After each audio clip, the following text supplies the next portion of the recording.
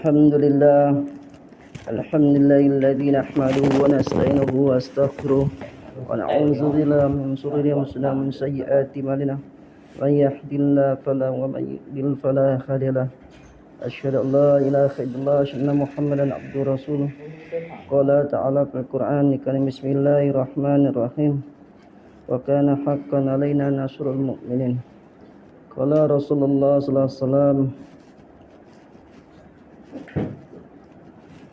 Abdul zikri la ilaha illallah, Abdul doa alhamdulillah. Alhamdulillah, hadirin mulia, puji syukur Allah SWT dengan rahmat kasih yang Allah Ta'ala. Allah SWT telah mudahkan kita menjalankan perintah-perintah Allah dan telah lebih lagi kita beri kesempatan untuk membuat majlis. Yang mana majlis ini akan mendapatkan rahmat, akan mendapatkan sakinah. Nama kita dan orang tua kita akan dipanggil Allah SWT di majlisnya para malaikat. Hadirin mulia, kita bersyukur kepada Allah SWT. Begitu banyak nikmat yang Allah berikan kepada kita. Menjadi orang Islam, menjadi umat Nabi, yang tidak bisa kita hitung-hitung dan tidak bisa kita urai-urai. Kenikmatan ini begitu banyak. Nikmat sehat, nikmat bisa makan, bisa melihat, bila ngantuk bisa tidur. Ini suatu nikmat Allah berikan. Waktu ini tidak terasa, waktu anak-anak, remaja, dewasa, kita nikah, punya keluarga, punya rumah, punya kendaraan kereta. Ini nikmat kehidupan yang tidak bisa kita nilai dengan nilai-nilai keduniaan. Nikmat ini, nikmat sehat, nikah, perkawinan, harta benda Allah berikan. Namun para hadirin mulia, ini nikmat yang semi permanen, yang bisa kita nikmati mungkin 60-70 tahun. Hanya semi permanen. Sudah itu akan kita tinggalkan nikmat kehidupan ini.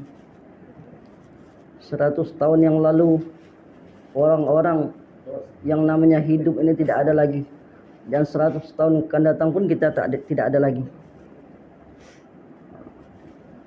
Dunia ini sementara, panah, akan kita tinggalkan.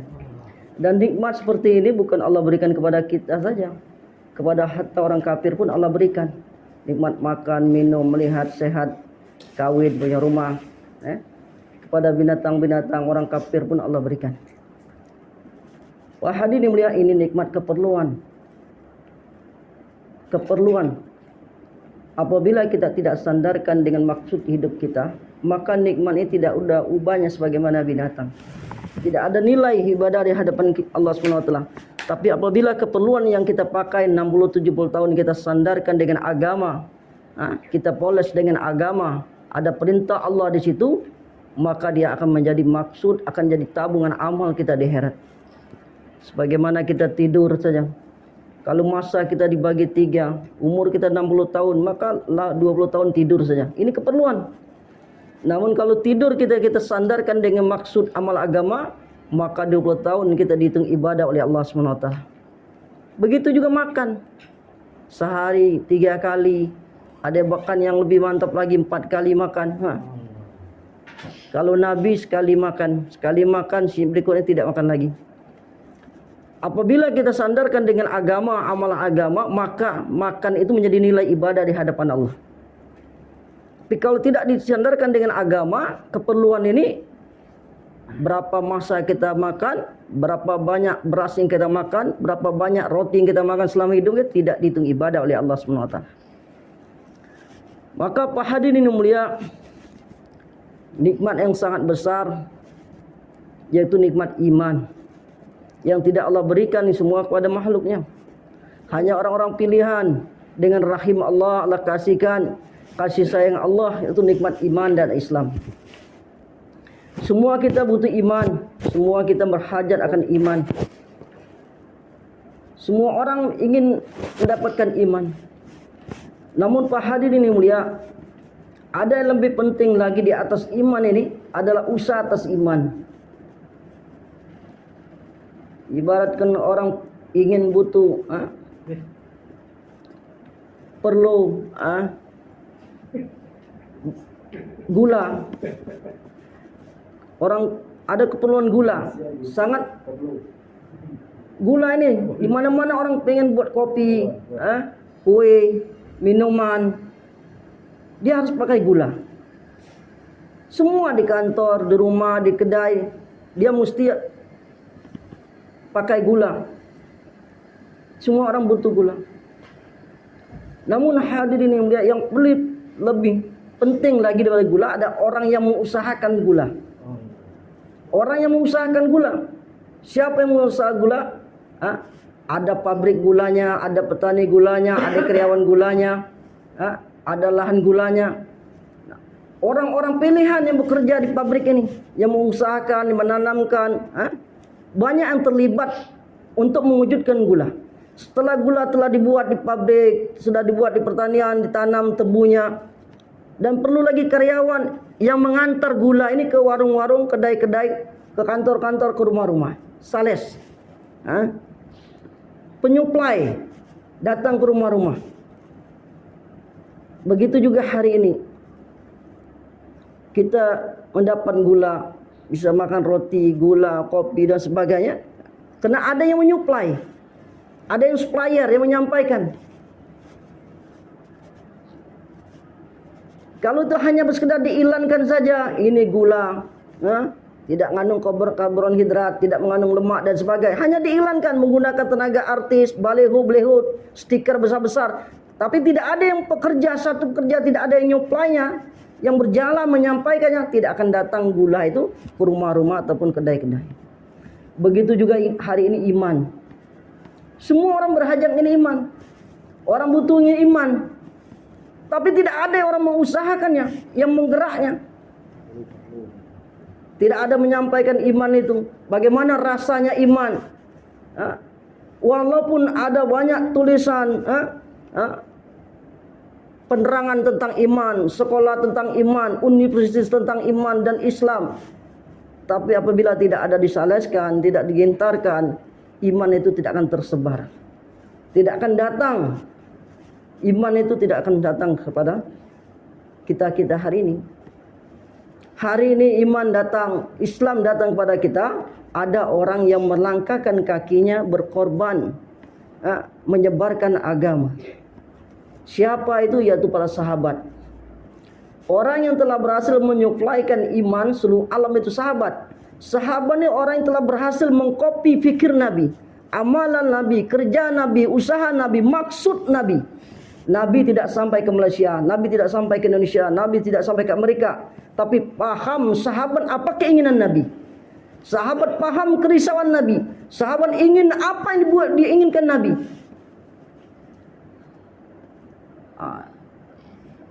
Keinginan Nabi, amalan Nabi, usaha Nabi telah dikopi sahabat, dan mereka telah praktekkan dalam kehidupan di depan Nabi dan sahabat yang lain. Oke, maka mereka dakwah, menyampaikan agama, mendakwakan agama. Dikatakan ulama katakan Nabi ini lahirnya kurang lebih tahun 575-74 Masehi. Di Indonesia tahun 400 sudah ada kerajaan Majapahit. Lalu sudah ada kehidupan manusia di tanah Jawa, di Malaysia sudah ada. Maka itu berita ini sudah sampai ke Nabi bahwa di situ ada manusia, maka mereka risau, mereka menyampaikan agama. Agama mesti sampai ke ujung negeri, kemanapun, ke tempat rumah yang besar, rumah yang kecil, rumah yang gubuk, rumah yang sempit, rumah yang yang luas. Kalimat la ilaha illallah mesti masuk ke sana. Maupun dalam suka menduka, agama harus sampai ke rumah itu. Melanjutkan kerja Nabi. Seluruh nabi-nabi memang untuk perkara maksud yang sama. Seluruh nabi-nabi dari Nabi Adam alaihissalam sehingga Rasulullah SAW untuk menyampaikan kalimat ini, kalimat iman, supaya manusia ini tauhid kepada Allah, mengenal kepada Allah, minta kepada Allah, mengadu kepada Allah, mengharap kepada Allah. Maka kerja Nabi merintis jalan, membuat jalan supaya kaumnya tidak tersesat. Kaumnya tidak sesat, inilah jalan yang hak. Ya ayyuhan nas qulu la ilaha illallah tuflihun. Seluruh nabi-nabi, hai manusia, ucapkan kalimat la ilaha illallah, kamu akan bahagia dan berjaya. Seluruh nabi-nabi menyampaikan agama ini. Ya ayyuhan nas qulu la ilaha illallah tuflihun. Hai manusia, ucapkan kalimat la ilaha illallah, kamu akan bahagia dan berjaya. Pak hadirin ini mulia, dakwahkan agama ini telah dibuat Nabi. Namun kekuatannya, hidayah akan datang turun. Ada orang yang berperanan penting di belakang Nabi. Apabila orang di belakang ini kuat mendorong, maka ajarannya akan lama, taskilannya banyak.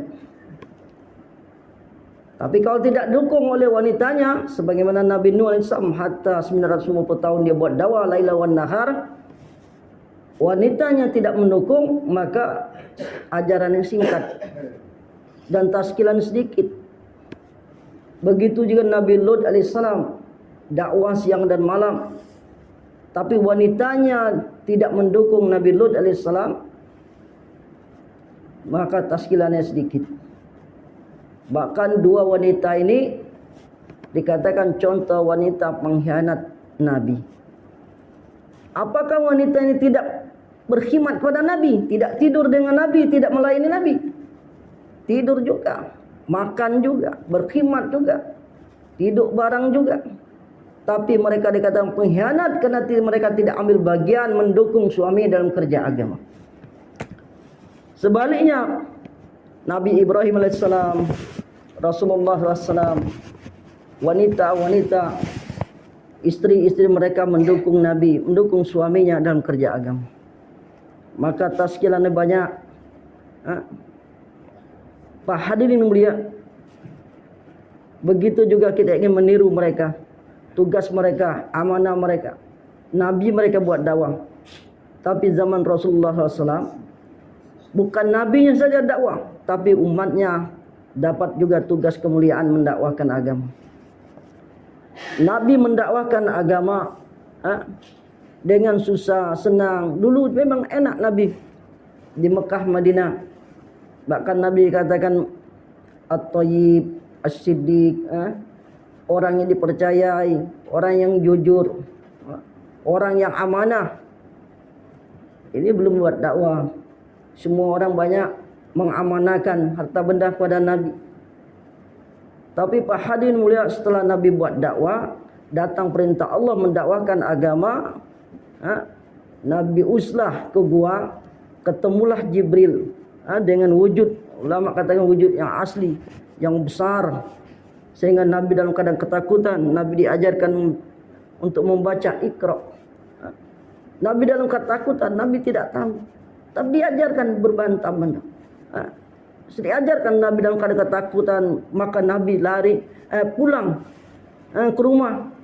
Dalam ketakutan menggigil Nabi, pulang. Yang dijumpainya bukan Abu Bakar Siddiq, teman sama-sama dari kecil, sama-sama main.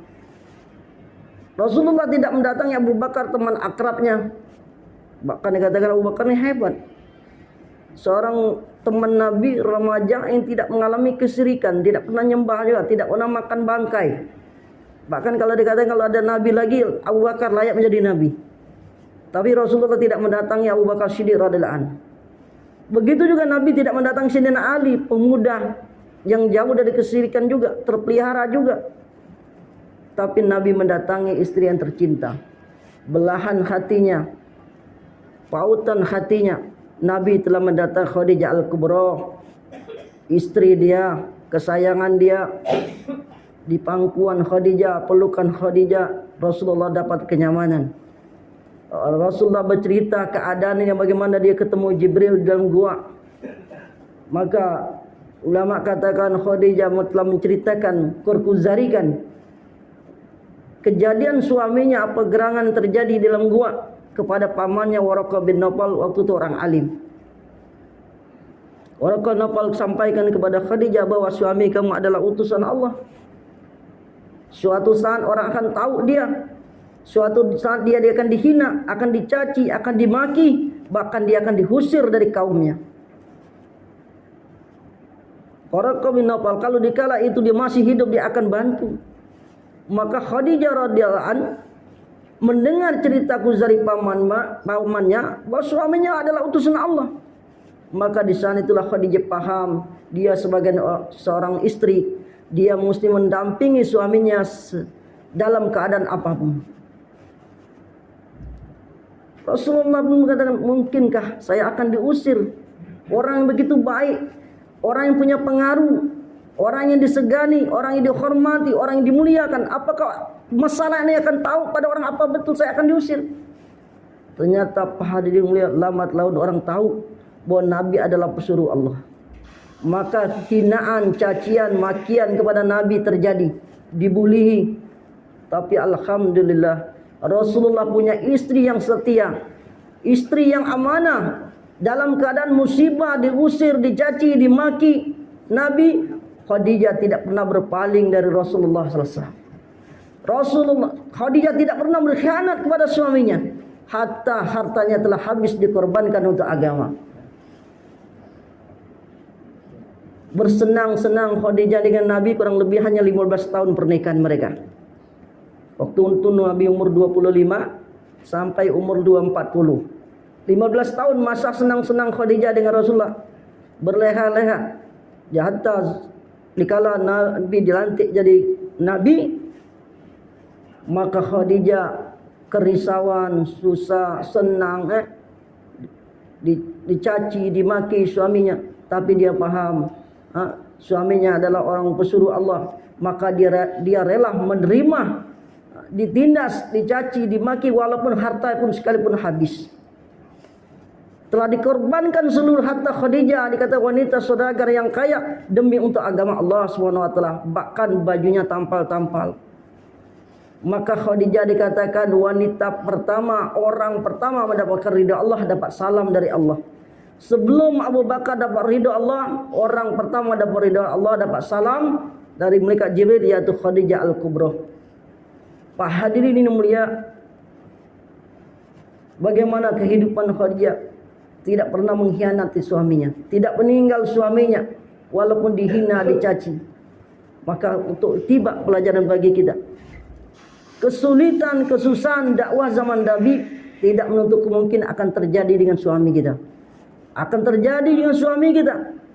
Di mana tempat lingkungan kadang suami kita dibuli, dicaci, dimaki, dicemooh, maka di situ ibu-ibu berperanan penting. Jangan mengkhianati suaminya. Susah dan senang harus kita bersama. Di balik kesusahan, zohir kita kesusah, tapi Allah tanamkan hatinya kebahagiaan. Karena agama, melihat kesusahan dalam dakwah, susah, dimarahi, dicaci, dimaki, dibuli, tapi Allah tanamkan dalam hati dari dai kebahagiaan karena Allah SWT, karena ridho Allah SWT. Pak hadirin mulia, Khadijah adalah seorang khadim, berkhidmat kepada Nabi. Hendaklah kita hari ini ingin mencetak seorang khadim-khadim, wanita-wanita berkorban di balik layar. Semua orang tidak tahu kita di dalam rumah, kita di balik hijab, tapi kerisauan seorang wanita jika menembus dinding-dinding, menembus batas-batas, tidak terkesan dengan negara, tidak terkesan dengan tembok, tidak terkesan dengan aturan-aturan dunia. Kerisauan wanita akan menjadikan asbab hidayah. Wah hadirin yang mulia, begitu mulianya Siti Khadijah menjadi pendamping Nabi. Dia tahu keinginan Nabi, kerisauan Nabi. Bahkan dikatakan kalau Nabi panggil, belumlah dipanggil Khadijah sudah datang. Dan belum dipinta, Khadijah telah memberi. Berkhidmatnya Nabi. Begitu juga kita ingin berkhidmat. Jangan sampai kita berapa puluh tahun kita nikah dengan suami kita, kita tidak tahu keinginan suami kita. Bahkan kehobian suami pun kita tidak tahu. Suami pulang dari dakwah 2,5 jam. Suami kita biasa ngopi, kita buatkan kopi. Kalau dia biasa ngeteh, kita buatkan teh. Makan begitu juga. Tak mesti mau minta garam dulu. Tak usah panggil lagi minta garam dulu. Sekali panggil langsung datang, labbaik ya abi. Hadirin, dia penting sekali berkhidmat dan melayani suami kita dalam rangka mencari ridha Allah. Walaupun sekalipun kita ahli ibadah sekalipun, buat amalan kencang, hebat amalan, tapi kalau dikala di mana ada suami kita memanggil, itulah amalan tertinggi. Ulama katakan walaupun kita lagi sholat duha sekalipun, sholat duha, suami kita ada di rumah, suami kita tidak tahu kita lagi sholat duha, suami kita memanggil Umi Aisyah, Umi Aisyah, kita terus sholat duha. Kata ulama, satu jengkal pun sholat duha kita tidak akan naik ke langit. Begitu kita juga dalam toilet, di WC, suami kita ada di rumah, suami kita panggil Umi Zainab, Umi Zainab, kita sholat di WC, kita berdiam saja atau berdeham saja, ini Umi Zainab yang didiamkan Allah SWT. Amalan yang tertinggi adalah panggilan seru suami, adalah wajib kita menyahutnya, walaupun dalam keadaan dalam WC sekalipun, dalam tandas. Tapi kalau suami kita dalam tandas,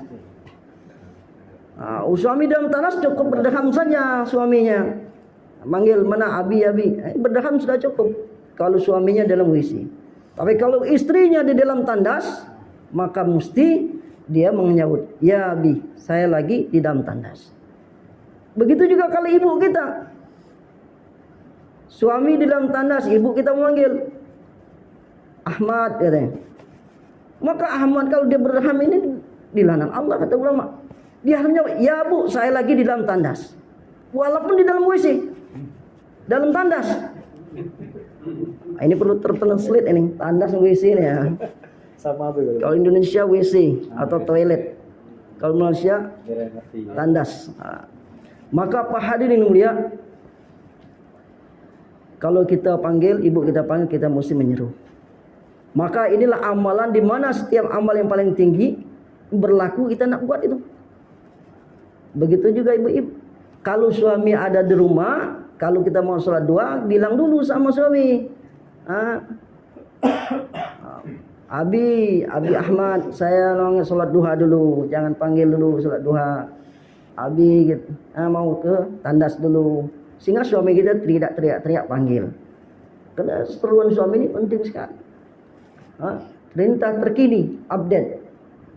Maka Pak hadirin mulia, maka penting sekali berkhidmat, melayani, berkhidmat pada suami dalam berkhidmat pada anak dalam rangka mencari ridha Allah SWT. Pak hadirin mulia, kita ingin belajar seperti ini, bagaimana mendapat peluang ridha Allah, berkhidmat suami dan anak untuk kesempatan mencari ridha Allah. Mudah sekali seorang istri masuk surga, berkhidmat kepada suami, peluang jalan pintas mendapatkan ridha Allah. Hatta dia baca Quran, zikir pun tinggalkan, karena itulah peluang yang paling tinggi. Dia jalankan perintah Allah, solat, puasa, zakat, haji bagi mampu, dan mentaat kepada suami. Taat kepada suami, ya ikut apa suami. Kalau kata suami taskil 3 hari, berangkat 3 hari. Kata suami kita 40 hari, 40 hari. Kata suami kita mau musyawarah, mau berangkat 4 bulan, ya kita samain otak. Itu mentaati. Maka Pak hadirin mulia, ingin belajar berkorban, mentaati, menjadi khadim, pendamping, mengingatkan suami kita, saling tolong menolong dan saling mendorong dalam kerja agama, sehingga akan sukses. Perkara dunia saja apabila dibantu oleh wanita, maka dunia itu akan sukses. Apalagi perkara agama, apabila kita saling tolong menolong, saling kerjasama suami istri, maka akan menjadi asbab turunnya hidayah. Dulu Bangka itu Pak, yang buka lahan dakwah Bangka itu orang Malaysia. Sekitar 30 tahun yang lalu atau 35 tahun lalu, 30 tahun kurang lebih, orang Malaysia. Sehingga hari ini berapa banyak ulama keluar setahun di Bangka, khusus Bangka nih, ulama yang kecil.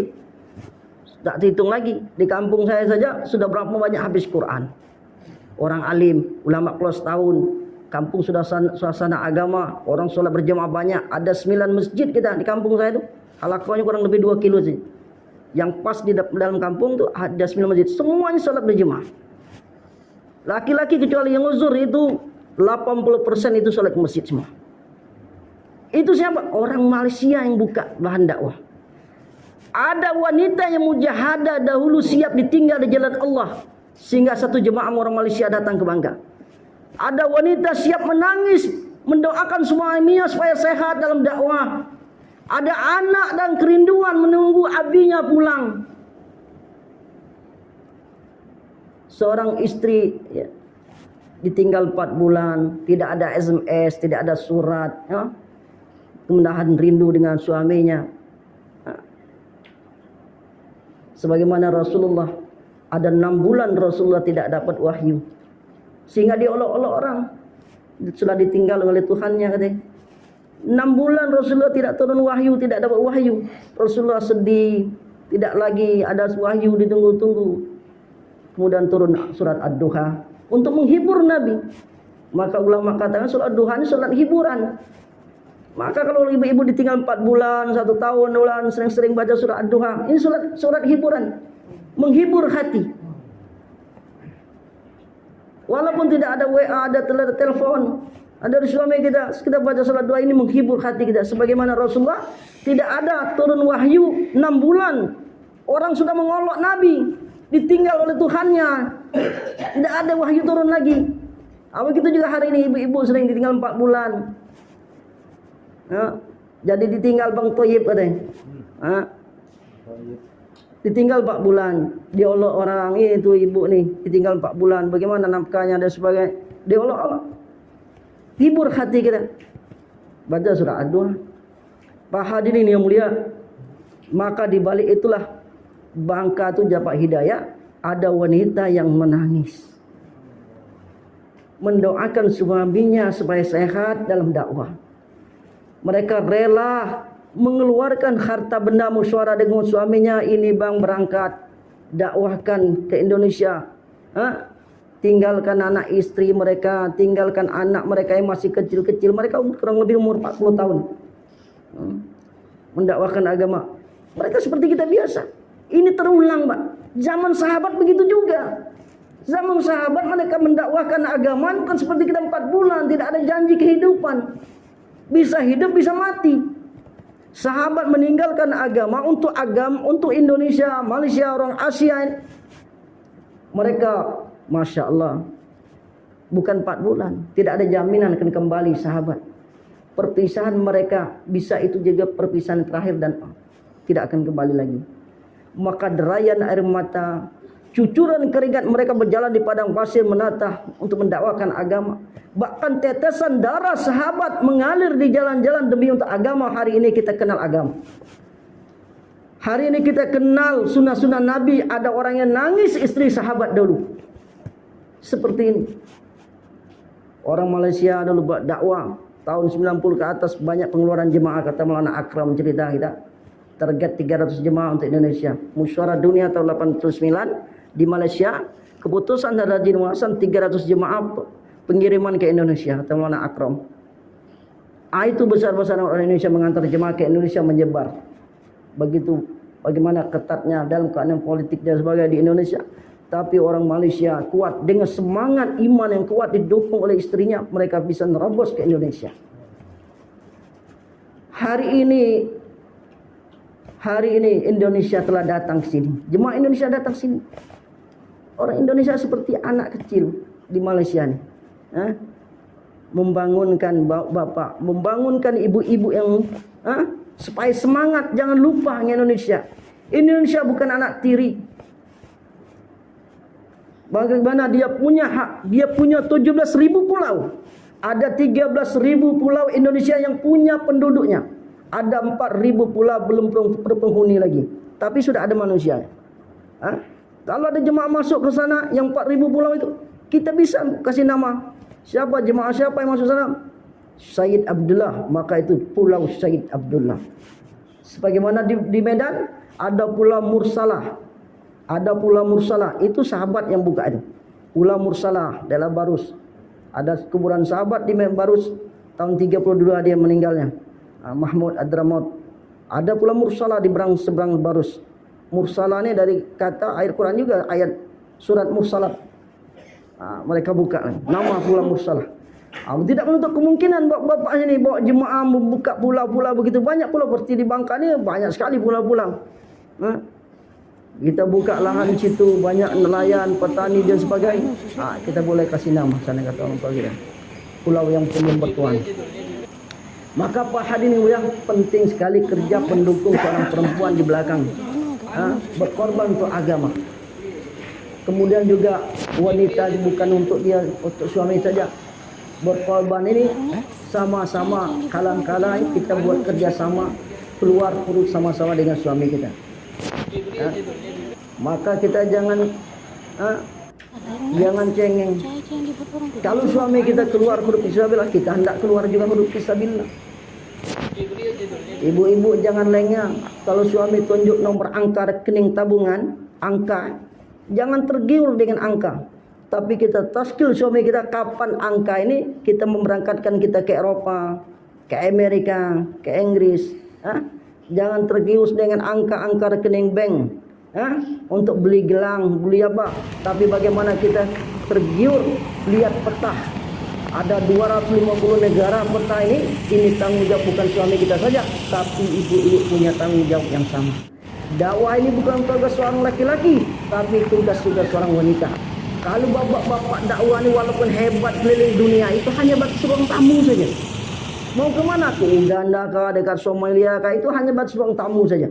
Tapi kalau jemaah musturat, ibu-ibu, dakwah sampai ke dapur-dapur. Maka dakwah ini kalau wanita sudah ambil bagian, maka sempurnalah dakwah ini. Ibu-ibu buat dakwah. Banyak sekali TKI tenaga kerja seluruh dunia. Mereka menunggu jemaah musturat. Kita ingin meniru, bukan tidak ada dalil. Dulu Nabi pernah juga tidur-tiduran di rumah Ummu Haram.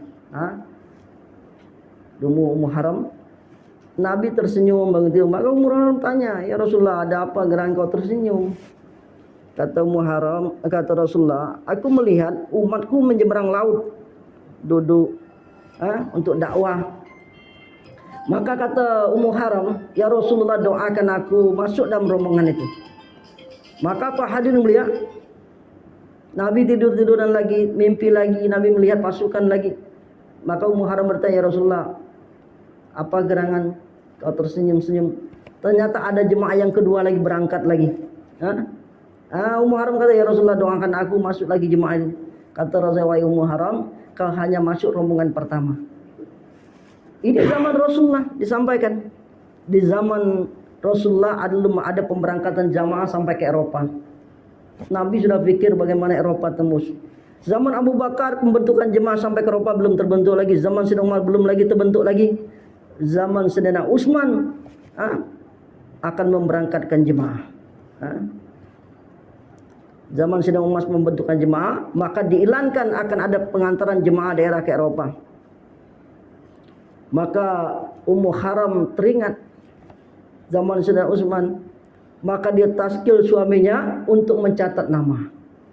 Katanya, suamiku itu ada teriakan bahwa kita akan ada hijrah, ada perangkatan hijrah, naik kapal. Maka Ummu Haram taskil suaminya, dorong suaminya untuk mencatat nama, masuk dalam daftar orang-orang hijrah. Terbukti Pak hadirin, perjalanan mereka menuju Turki sampai di Siprus, Ummu Haram telah syahid jatuh dari kendaraannya. Maka dikuburlah Ummu Haram di daerah Siprus. Siprus ini sebagian dari masuk Turki, sebagian masuk Yunani. Maka pulau yang kecil kayak Pulau Bangka. Maka Pak hadirin melihat di situ ada kuburan Ummu Haram. Surah kita lah ada sampai sana. Dari di situ ada kuburan mar'atus solehah, wanita solehah. Ummu Haram ada kuburan di sana. Inilah wanita pertama hijrah ke Eropa, masuk Eropa Timur. Maka Pak hadirin melihat berangkat negeri jauh ini adalah tugas kita semua. Ibu-ibu buat pengorbanan, catat suaminya untuk berangkat sejauh-jauhnya. Maka kita hari ini ingin menyampaikan agama, belajar sebagaimana Rasulullah membawa istri-istri mereka. Bahkan istri-istri Nabi ini berangkat juga untuk ada pembantu orang dalam peperangan dan sebagainya. Peranan penting seorang wanita. Dikatakan pernah dalam terjadi perjalanan Nabi ini, dia keluar dari skupnya, tendanya. Dia katakan kepada sahabat, wahai sahabat, cukurkan rambut kalian. Nabi perintahkan kepada sahabat untuk mencukur rambut. Namun Pak hadirin mulia, tidak ada satu sahabat pun mau dengar perkataan Nabi. Maka Nabi masuk lagi ke tenda, dia cerita kepada istrinya, masalah Ummu Zainab ataupun Ummu Salamah. Maka cerita kepada istrinya, aku tidak didengar sahabatku lagi. Aku nyuruh mereka botak kepala, gundul kepala, mereka tidak mau mendengar, tidak mentaati aku. Nabi sedih, sahabat-sahabat tidak mendengar perkataan Nabi lagi. Pak hadirin mulia, seorang istri telah mendorong Nabi, punya ide, punya usul. Wahai Rasul, Nabi Allah, cobalah kau cukur rambut kah? Nabi istrinya dan cukur rambut. Maka Nabi cukur rambutnya. Setelah Nabi mencukur rambut, Nabi keluar dari tenda. Maka sahabat melihat Nabi mencukur rambut. Maka seluruh sahabat membotakkan rambutnya. Pak hadirin mulia, ini usul dari seorang wanita. Bagaimana kita menjadi pelaku dan peristiwa. Begitu juga hari ini. Kerja dalam makomi, dalam dakwah, dalam musyawarah. Kita kalian dua suara kita tidak didengar lagi. Tidak didengar lagi. Maka perlu dukung seorang istri. Tingkatkan pengorbanan. Tingkatkan korban kita 4 bulan, 6 bulan, 1 tahun. Kita harus menjadi contoh. Apabila kita menjadi contoh 4 bulan, 6 bulan, maka orang-orang akan mengikut di belakang kita. Orang Malaysia ini adalah orang awalun. Orang awalun, maka yang lain akan mengikut semua, Pak. Yang lain akan mengikut semua. Maka kita mengharapkan jangan kurangi pengorbanan. Ibu-ibu jangan kurangi pengorbanan. Hendaklah kita ambil takaza yang besar. Kita ambil buat takaza. Catat suami kita untuk buat pengorbanan lebih jauh lagi, lebih lama lagi, lebih banyak lagi untuk berkorban untuk agama ini. Sehingga banyak orang menunggu kita, sehingga kita akan menjadi asbab hidayah. InsyaAllah kita akan membentuk jemaah dari sini, BBNJ ke Indonesia ataupun negara-negara yang lain, ataupun masturat 10 hari, 40 hari. InsyaAllah ibu tazkil ahli-ahli.